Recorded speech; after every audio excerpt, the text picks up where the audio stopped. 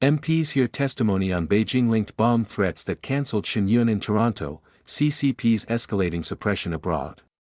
The Chinese Communist Party is targeting the Falun Gong spiritual group internationally through a new coordinated transnational repression campaign, representatives of the Falun Dafa Association of Canada said at a parliamentary committee meeting on April 20.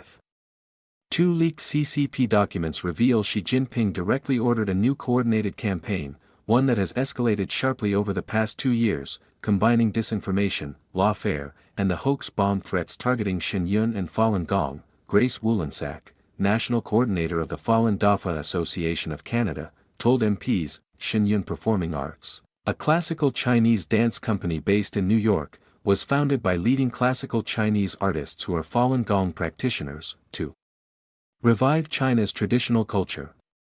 Wolansak made the comments as she testified before the House of Commons Subcommittee on International Human Rights, which is currently studying the global impact of transnational repression. In 2024, a political insider revealed a directive issued by Xi in 2022 to suppress Falun Gong globally, targeting organizations founded by Falun Gong practitioners. As reported by the Epoch Times, the details of the secret meeting were provided by Australia-based Chinese legal scholar Yuan Hongbing, who has maintained connections within the Chinese regime's top political circles.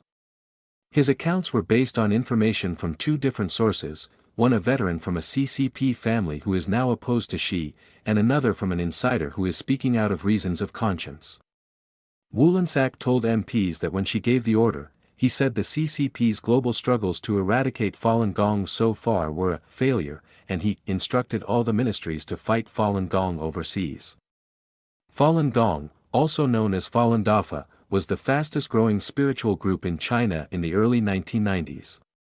The spiritual practice, based on the principles of truthfulness, compassion, and forbearance, teaches practitioners to improve their moral character. The CCP saw the growing popularity of the practice as a threat and launched a persecution campaign in 1999, vowing to eliminate it. Xi's directive in 2022 has led to an escalation in the CCP's suppression campaign, Wolansak said, noting that in Canada alone, there have been 20 hoax bomb and shooting threats in the last 2 years targeting Shen performing arts and Falun Gong practitioners, among more than 270 violent threats worldwide. This year, she added, threats expanded to target Canadian leaders, including Prime Minister Mark Carney and former Prime Minister Justin Trudeau, if Shen performed in Canada.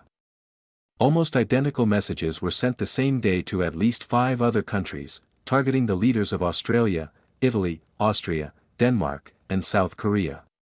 More recently, the last 6 of the 8 Shen performances scheduled in Toronto in late March and early April were cancelled after the Four Seasons Centre for the Performing Arts, the venue hosting the show, received fake bomb threats.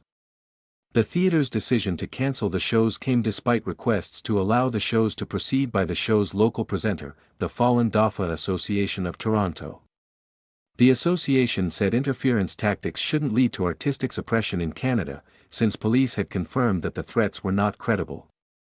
The presenter has revealed more recent emails from the sender boasting about causing the show's cancellations in Toronto and citing the CCP as the sender's motherland.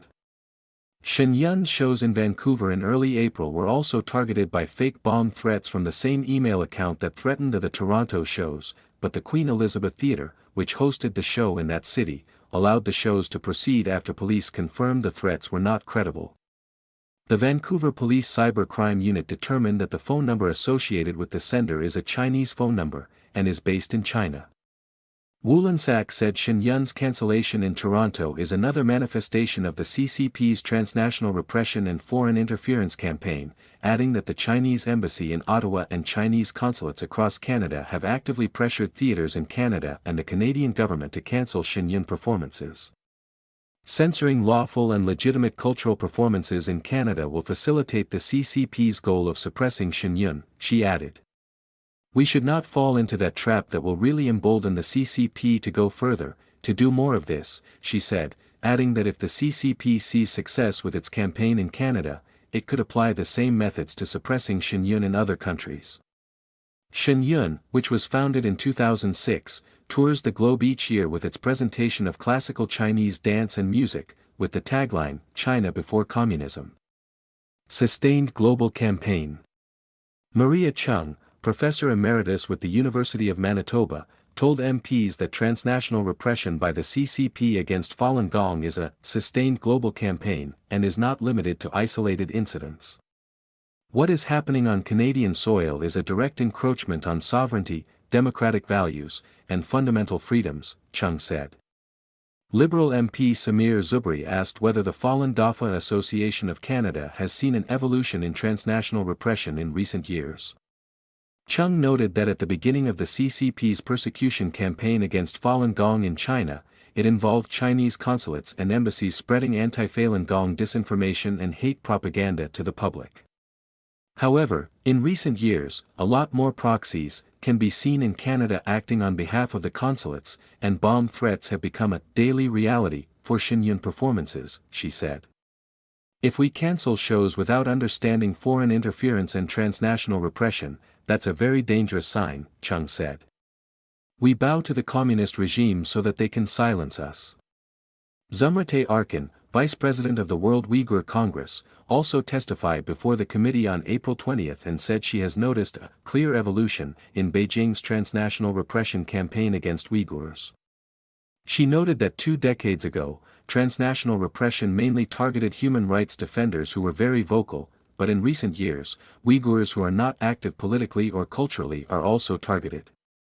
She said this is part of the CCP's effort to prevent Uyghurs from participating in public life. United Front Work Department.